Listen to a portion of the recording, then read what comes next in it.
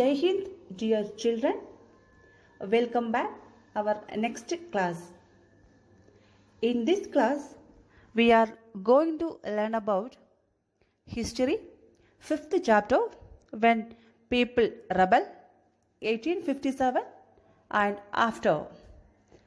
The following are the important topics we are discussing today. The first one is introduction. The second one is policies and the people. The third one is Nawab lose their power. The fourth one is the peasants and the sepoys. The fifth one is response to reform. And the sixth one is through the eyes of the people. So, dear children, keep watching the class carefully.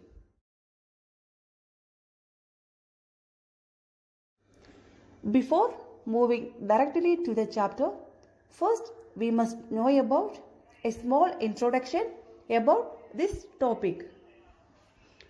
In this chapter, we will study the outrage of the people of India from different backgrounds against Britishers as they were facing suppression and hardship due to the policies made by the Britishers and the changes made by them in their policies thereafter. So dear children, we are moving the first topic, that is policies and the people. In our previous chapters, we have studied that the policies made by the Britishers were affecting the lives of the Indian people in many ways. These policies of East India Company had effect on different people such as king, queens, sepoys and peasants. So they started resisting against the Britishers as these policies were against their rights and sentiments. The next topic is Nawabs lose their power. Since the mid-18th century, the Nawab lose their powers. Nawabs and Rajas had seen their power erode. They lost their authority and honor. In 1801, a subsidiary alliance was imposed on Oudh. Along with this, direct conquest and doctrine of lapse were imposed and symbols of authority were destroyed. The company began to plan to bring an end to the Mughal dynasty, and Bahadur Shah Zafar was declared as the last king of Mughals. Dear children, we already know about the last Mughal ruler was Bahadur Shah Zafar. The next topic is the peasants and the sepoys. In the countryside, peasants and zemindars resented the high taxes and rigid methods of revenue collection. A rigid method means hard method. It was used by the Britishers. The Indian sepoys in the employment of the company were unhappy about their pay, allowances and conditions of service. Moreover, some new rules violated their religious sensibilities and beliefs. But British made it compulsory for everyone in service to follow all the terms. Sepoys also had the agriculture background, so they were directly affected with the revenue policies of British. So the British policies were hardly affected by the peasants and the sepoys. The next topic is responses to reforms. The British believed that Indian society had to be reformed. Reformed means that made some changes by the Britishers. As a result, the Britishers passed some laws. That is, laws were passed to stop sati practice and to encourage remarriage of widows. The literature and the culture of India was also made to feel by Britishers as obsolete and unworthy. One of the British writers said that the entire literature of India and Arab is equal to the one shelf of the books of Indian literature.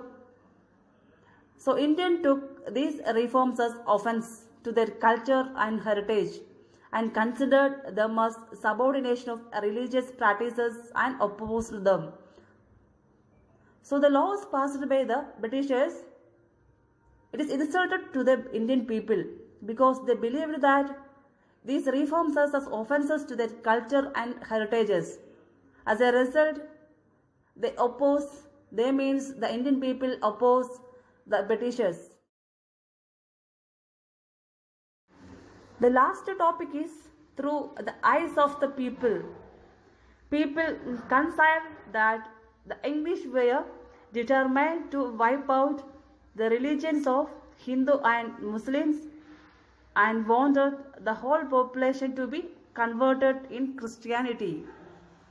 Because the British wanted to change the whole Indian population to convert a new religion, that is Christianity. The British people wanted to practice Christianity, the whole part of India, and they says the Indian people to practice and follow Christian religion.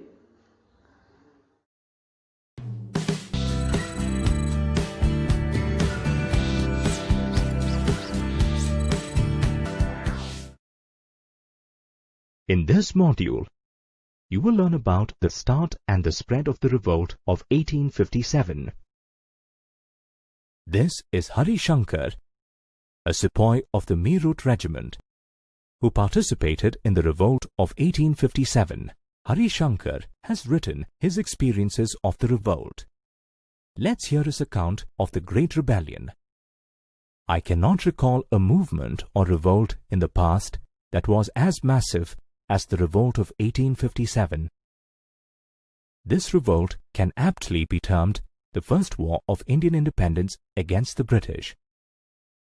Kings, peasants, tribals, landlords and we sepoys were all dissatisfied with the British rule and were waiting for an opportunity to drive them out of our country.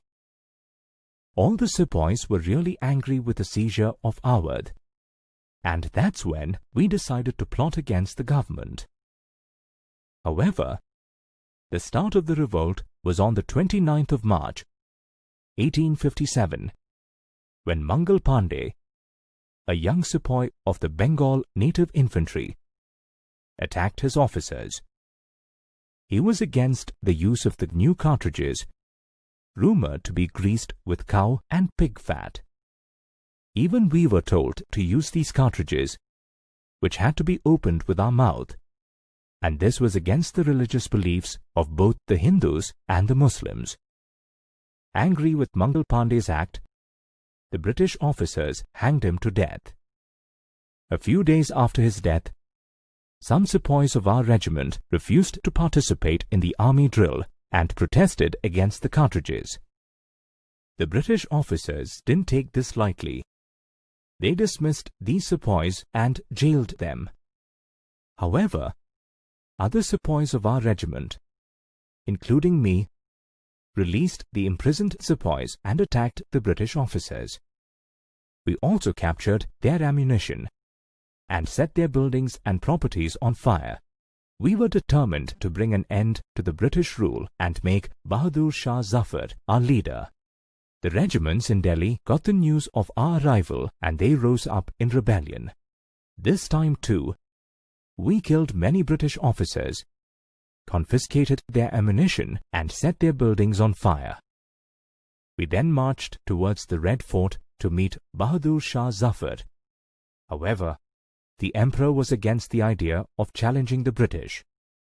But he agreed after we persuaded him. Then, the leader wrote letters to chiefs and rulers all over the country to unite as one and fight against the British. Soon, many small chieftains and rulers became a part of the revolt, and the British were evicted from Delhi. That was Hari Shankar's experiences of the revolt. Let's take a look at other events that transpired during this time. A week after the British were evicted from Delhi, a wave of mutinies began in different parts of the country. More and more regiments rebelled and joined other troops at nodal places like Kanpur, Delhi and Lucknow. Soon, people from villages and towns began to support their chiefs, zamindars and local leaders in their fight against the British. Near Kanpur, Nana Sahib, and in Lucknow, Birjis Khader and his mother Begum Hazrat Mahal contributed a lot to the uprising.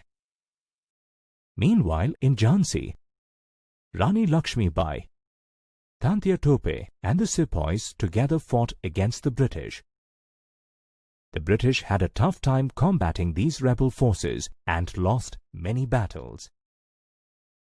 The revolt of 1857 witnessed a huge participation by fighters, leaders and the common people from all across the country.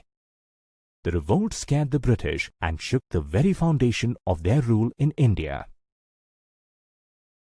You have now reached the end of the module on the revolt of 1857.